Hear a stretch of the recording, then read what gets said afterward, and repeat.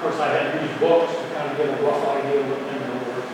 But then I would find newspapers and I would see like collectible, you know, like this big little book I found in the libraries. You can research a lot of that and you find the collectors out there in society and you write it or set on the sale. And that's how I would get them at that time. If, you know, certain collectible. If I did tractors, I would do the same thing. I'd find the tractor collectors and whatever. And it was tough to try to get them buyers. But that was part of my job. Tougher than it is now. I mean, you get online and do almost everything. And probably in the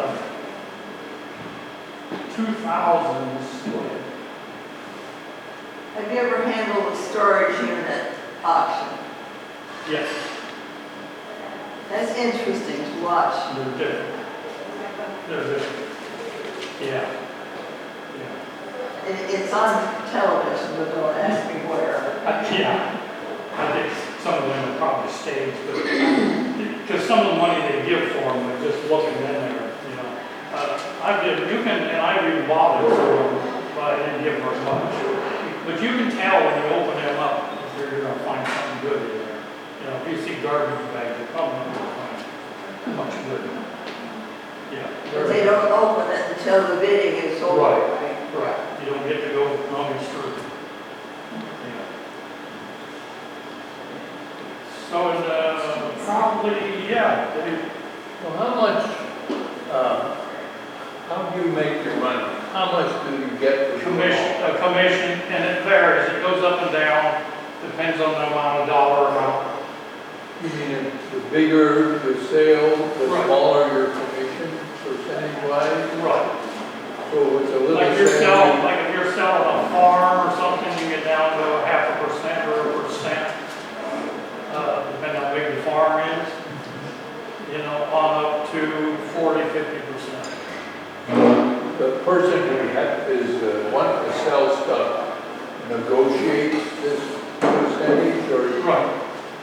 Yeah, we see what about the dollar amount's going to be, and then we do it accordingly.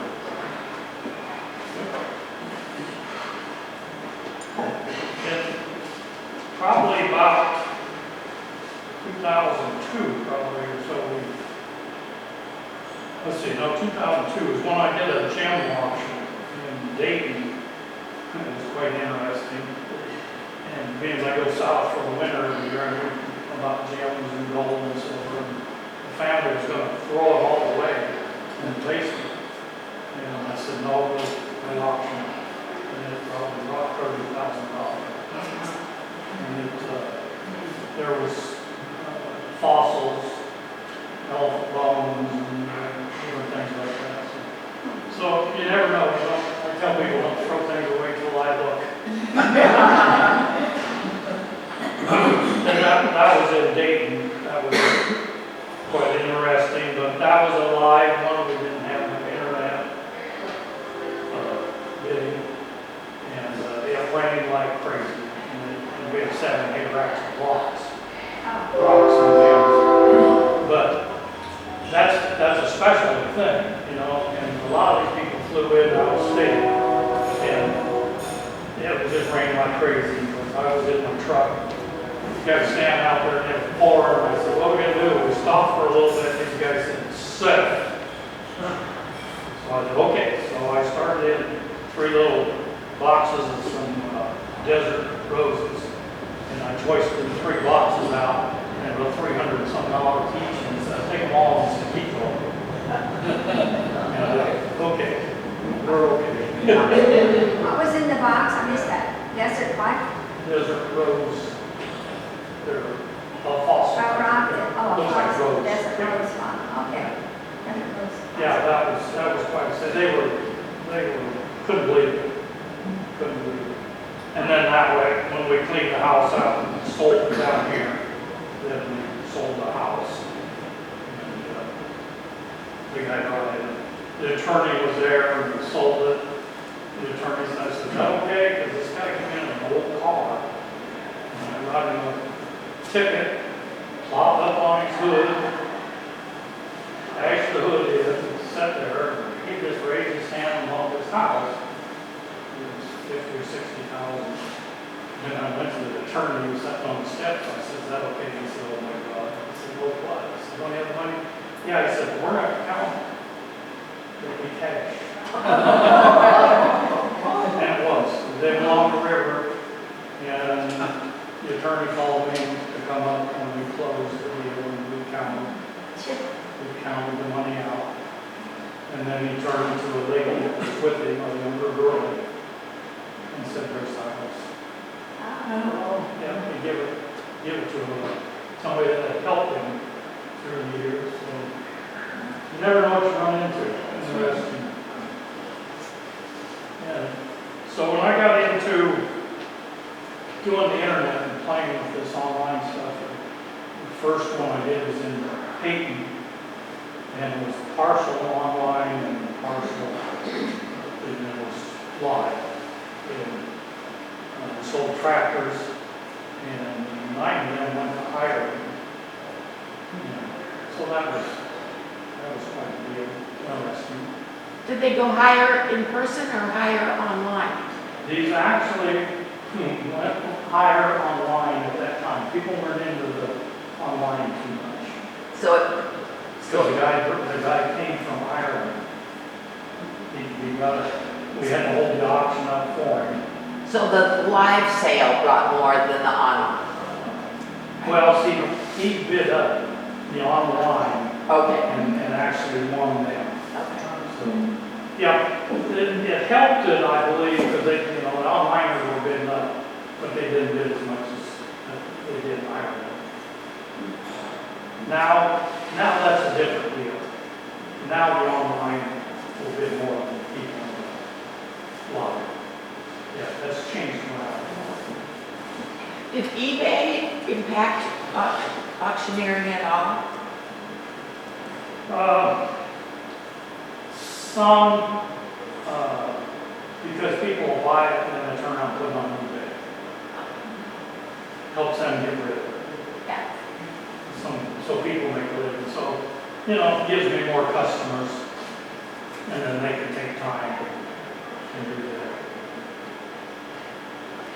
do you have much trouble, like at a household sale, with thievery? Yes, sometimes we do. If we do it live, one time we had some thieves, a couple times. One time the Boone County Sheriff was at my place, and he called me. And, Do you ever catch the culprits? yeah, he called me.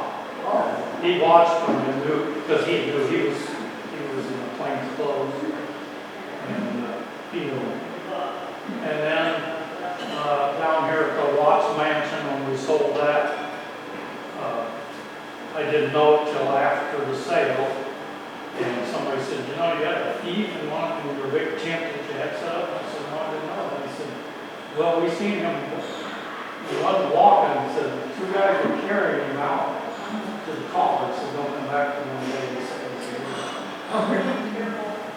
some friends of mine, they was actually from Boone, and they caught him thieving. They put stuff down, carried it to the street. So people watch it. There's only one time that I did lose one thing, and the craziest thing was a school bell. And how they got a school bell out there without a wagon. But they did catch him in Higgins at that time, the cops caught him. We got it. Nick? I was wondering, some of the auctions are doing extended time online. Yeah. It's kind of a crazy deal. Can you explain that? How that was done? Okay, yeah, we'll get to that here in a minute. So, yeah, we'll talk about the mansion, and then we did the 2-day sale for the Kennedys down here. Anyway, I'll talk a little more about that.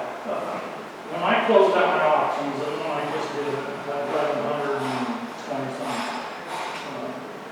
bidding lots, what happens is they start closing. And if you look at it, if you've ever been on there, they'll close, say like, I start mine closing like 6 o'clock. And if you look down and go clear to the end of that lot, or clear to the end of the 1100, it'll say it closes at 9:45, because it lots it. Now, that's not actually true, because what will happen? You get 2 or 3 closing out, and then there's a really cool car that somebody wants. And for the last few minutes, somebody hits the buzzer and bids on it, and then I extend it 3 more minutes. And so that's what it stands for. And I can control the amount that I can extend. If I was doing a house sale, I will extend it, up to maybe 5 minutes or more to make sure that we, because if we're selling a house or a piece of farm ground or something, a lot of people are not used to attending an auction every week. With the dealers, they attend one every week and they know when to punch that button at the last minute. But if you're doing a household or a farm, I can extend that. I can even do 10 minutes or more. I think 10 is my maximum on my days. So it gives them a chance to get in there because if somebody bids at the last minute, the next guy wants to bid. And that's where it gets exciting. Some people say, go back to live auctions. We like that because it gets them all excited. And actually, you watch these auctions, they get excited at the end of them. And I had a guy come from Boone, and he buys it almost every one of the auctions. And he said, I'm going to ban my wife from getting on the computer. He said, she gets so mad. That guy is not getting that. I'm punching this again. And I know her well, I can just see her just screaming. And he said, I'm going to ban her from here on. So it gets exciting. You don't see the excitement, but you can tell it when I'm watching them in closing. You can see 2 or 3 people or 4 people bidding. Now, whether they really want it or whether they're mad at the other guy bid, even though they don't know who it is. But so there's excitement to it, yeah. Over the years, have there been many female auctioneers? There's a few. Yes, there's a few. Yeah. There's not too many. I don't know why. But there is a few that I know. Any in Iowa?